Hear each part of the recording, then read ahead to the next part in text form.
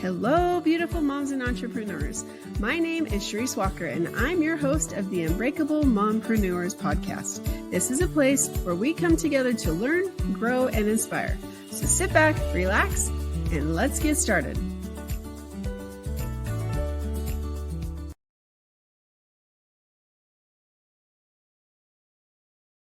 Hello, Unbreakable Mompreneurs. My name is Charisse Walker, your host, and today I'm here with Aubrey Amatelli, and she is creative, and I love that, where she has found a niche that works, and she's grown it to 25 employees. So if you're thinking, okay, how can I scale my business?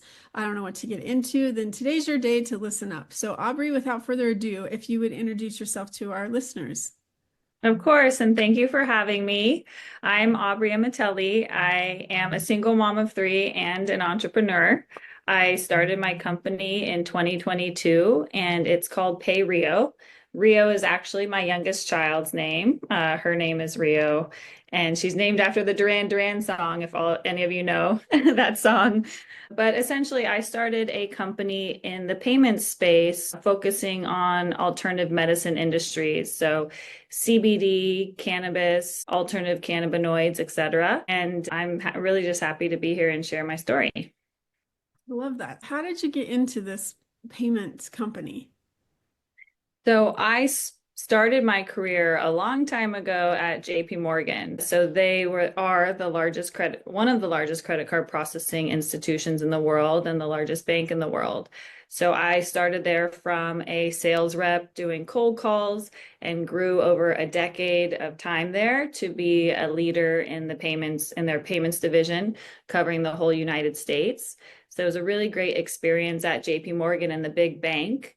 I grew up in the Silicon Valley, always had the startup in my blood. So after 10 years, my kids were grown to a point that I could take the leap of faith and start my own company. All I knew was payments, so that felt very true to my heart. And I'm also passionate about alternative medicines. So ultimately, I manifested kind of my dream job, right? I paired my two passions together, and that's how PayRio was born. I love the meaning behind it because there's always some type of thing that you can attribute.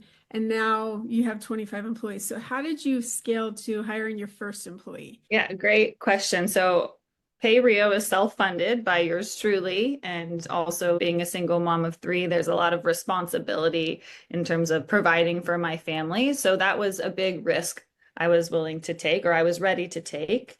And I think with that pressure of providing for the family, it was almost like I just couldn't fail in my new job, right? That's what I wanted to do.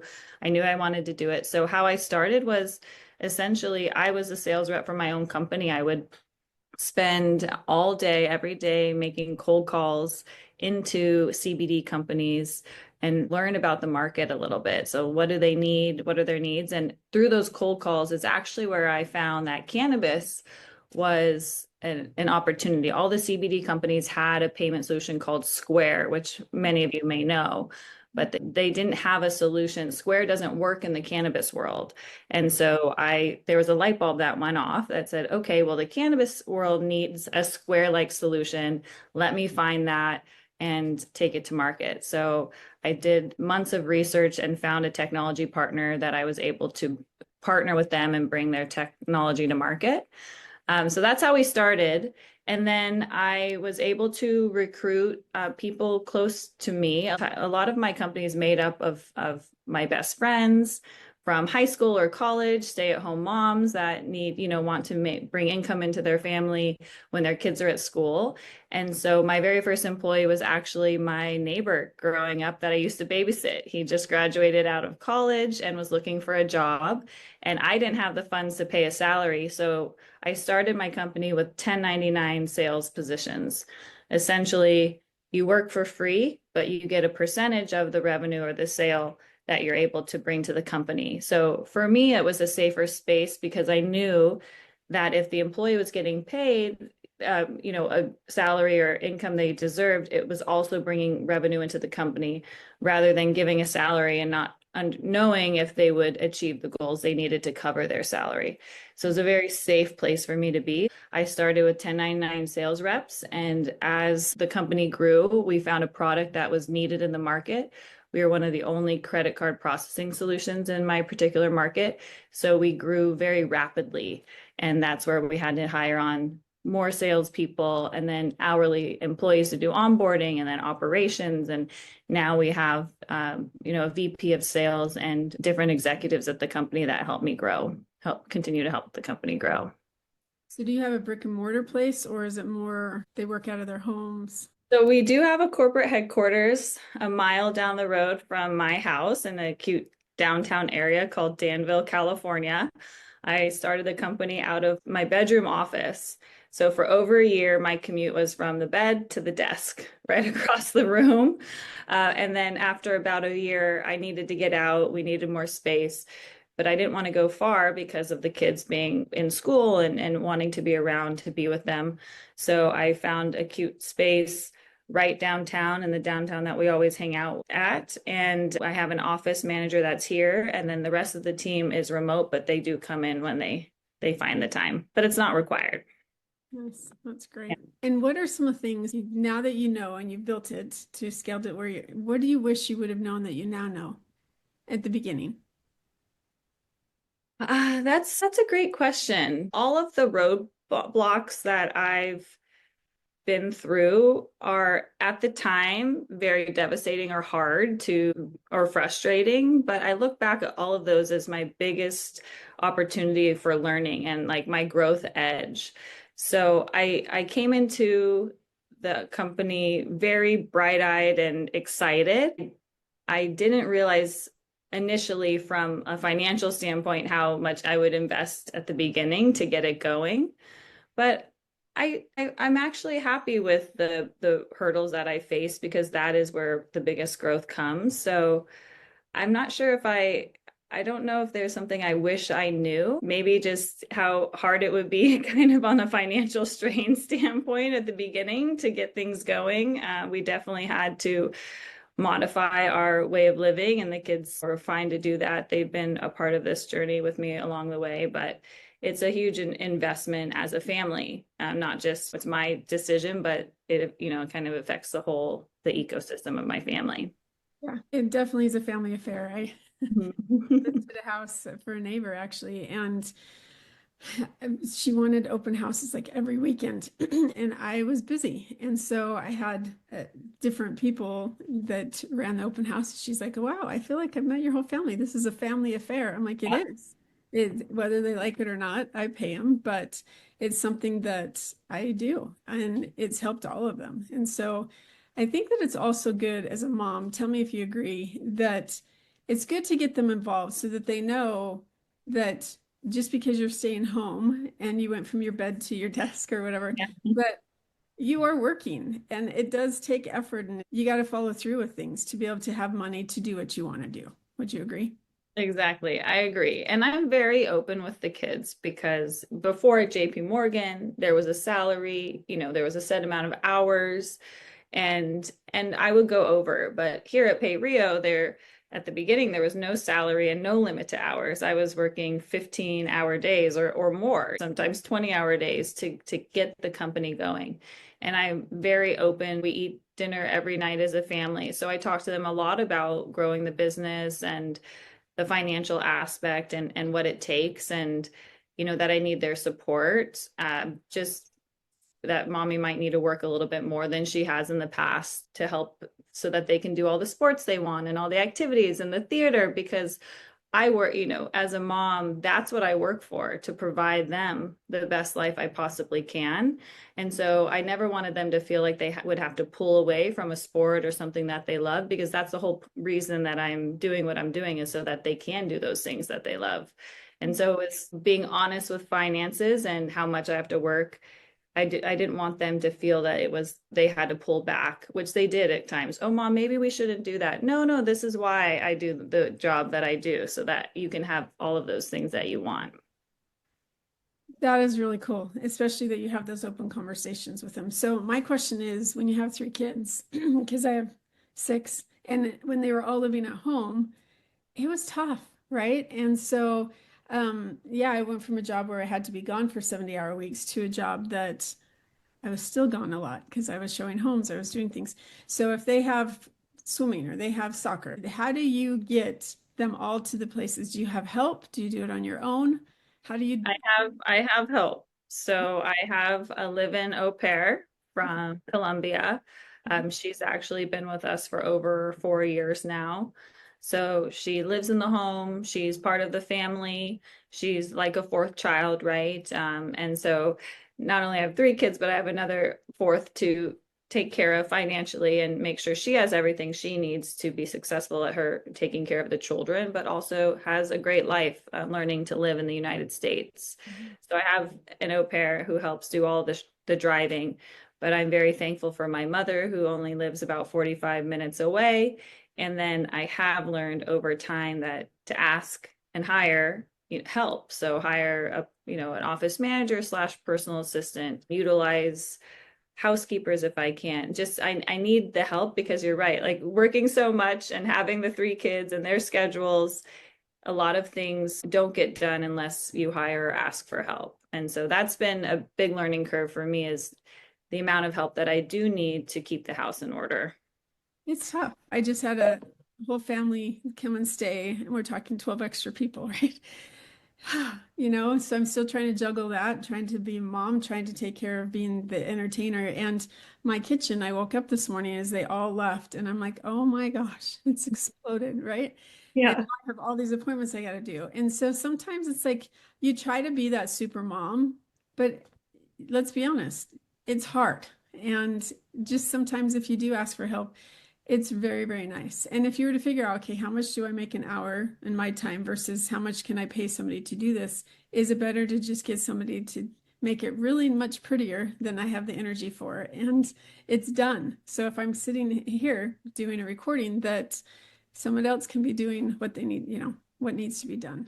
And with only so many hours in the day, if I'm not working, I want to spend it with my children or focusing on my mental and physical health. Because as a mom, I need to be happy and healthy in order to parent the best way possible. We forget about our mental health and our physical health. And I learned this along the way. If we forget about that, we don't show up for our children the way that we desire. And so about a couple of years ago, right after I started the company, I realized I kind of had this epiphany and realized that I really need to focus on myself. And it's not selfish to do that because that is what helps me show up for my kids the way that I want to show up.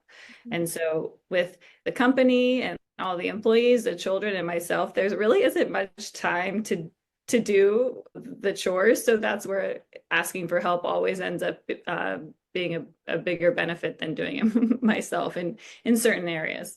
Yeah, no, I love that. Yeah. Well, I want you to imagine sitting on a park bench and you're just enjoying watching your kids play at the park. And this 9-month pregnant woman walks up to you. And as you get talking, you find out this is her first. And that kind of flashes you back to where you were with that first child and where you are today. What is one piece of advice that you would give that new mom, if it could be anything? Uh, When I became pregnant with my first, he was a beautiful surprise. And I just immediately, my mindset immediately changed. It was in that moment no longer about me, it was about this baby. And eating the healthiest food, putting the health, making sure my lotions were, everything was all organic and all of the things, and not drinking coffee and just following the rules to the T. And and I guess the advice to the mom, I mean, I don't know if this is advice, but it has not stopped. My son, my youngest is turning 13 soon. So for over 13 years, I've now really poured into my kids, always, worrying about them, making sure that they're healthy and safe. And so you kind of lose that selfishness or just caring about you and your daily life. And it all turns into, okay, I need to make sure I care about me, but my kids. But I would say to the mom that just welcome to one of the most exciting chapters of your life, because my children are so so special to me, and I couldn't imagine life without them. And life before, you can still find time for yourself, but being able to raise children is the best gift of my life. So enjoy that pregnancy. Enjoy that last couple of weeks before you give birth, though. Do all the things for yourself. Go to the grocery store, get your nails done without having to worry about a babysitter or something else. But yeah. That is good advice. I remember, well, my first, I was bedridden for 4 months, so I had lots of time to stare at the ceiling. And I remember someone telling me that just enjoy the quiet for now because I was pregnant with twins and it would Wow. not be quiet very soon. And I did. I woke up or I went in to labor unexpectedly as well. And I didn't have them for the first 3 weeks. And then finally, when they came home, 3 weeks later, I had to go back to work full time. So it was like it was everything I could do every second of every moment that I had of the day to be able to be with them. Well, I couldn't, the other times. And I think it's that cherishing your time. Yes, make sure that you go and do the things that you want. But even if you didn't get all those things on your list done, it's okay because now you can bring them with you. Or that might be your self-care time where you go and you have somebody that can care for them. So it is cherish the moments. Don't wish for the next step. That is important as well. Live in the present. That's a good one. Just live in the present because before you know it, your firstborn will be 12 and almost taller than you. And it's just shocking to me now that that little baby that I was so that made me a mother is now going a couple months away from being taller than me. Mhm. So, Yep. yeah. And graduating. I remember my son last year graduated from high school and I went to his play and I just started bawling because I realized this is his last play that I'm going to be able to see. And it was, I have no idea why it hit me so hard. I think because he was my last of my first four with my first husband. And he's growing up and he has grown up and it will never be the same. And so it's all those moments those that go by so quickly. And if you prioritize, like that's something is making sure that you prioritize what's important to you. And if you have your kids, I hope that that's the importance, so that you don't lose them in the process or they raise themselves. Yeah. So I actually have a piece of advice. It's not mine that just popped up when you shared that, but Jamie Dimon, the CEO of JP Morgan, I saw him speak about a year after I had my first. And he is a dad of girls and he is, one of the most successful CEOs of all time, right? And he said in a live show that he apologized to his daughters that he wasn't, when they were grown. I'm so sorry I wasn't there for you. I had to work so much. I want to get this off my chest, but I just want to say, like, I apologize for working so much. And his daughter said, "What are you talking about? You were always at our games. You were always present at dinner. We didn't feel that way, Dad." And he said, and he realized that it's because when he was home, he was present. He didn't have the phone with him. He didn't have his computer on. He was present at dinner. He was present at those games. And so that really stuck with me. The time we do have our kids as working mothers, we need to be present and off the phone and put those devices away, even though it might be hard because that's what his daughters remembered, is that he was always there. When he was home and he was present. And that really stuck with me, being a working mom and working so much, that the kids just remember those times that you have with them. And if you're on the phone or not really available to them when you are with them, then they will feel like you aren't around. it's true. Yeah. To add a little asterisk and add that spouse too, right? Because there's a few times where, Oh yeah, I forget. I haven't had a spouse for but it's true as a any, wife, yeah.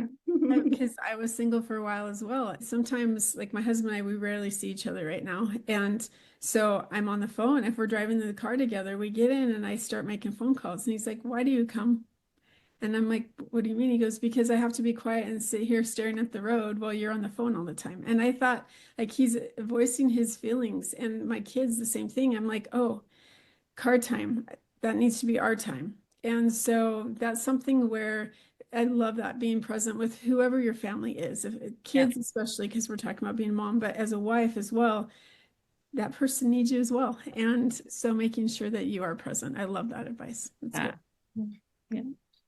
Well, Aubrey, if our listeners wanted to find you, how would they do that?